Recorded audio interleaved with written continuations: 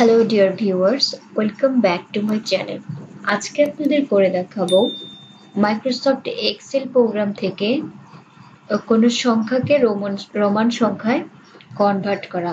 ওকে, আমরা বরাবরের মতো মাইক্রোসফট এক্সেল প্রোগ্রামটি ওপেন করে নিব। ওপেন হয়ে গিয়েছে। এবার আমরা সংখ্যাটা লিখে দেব 1 2 3। ওকে, এরপর আমরা জানি সিলেক্ট করার পরে প্লাস আইকন ধরে টান দিলে সিরিয়ালি আমরা পেয়ে যাব। ওকে, হয়ে গেল।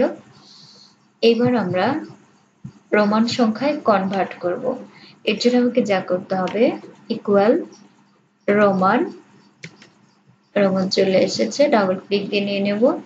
এরপর একটি সেলকে সিলেক্ট করে দেব। এরপর শিফট ধরে এন্ডিং ফার্স্ট ব্র্যাকেট, কিবোর্ড থেকে এন্টার। ওকে, আমরা রোমান সংখ্যায় চলে এসেছে, পেয়ে গেছি। এবার আমরা প্লাস আইকন ধরে টান দেব। ওকে, আমাদের সবগুলোর সংখ্যা রোমান সংখ্যায় কনভার্ট হয়ে গেছে।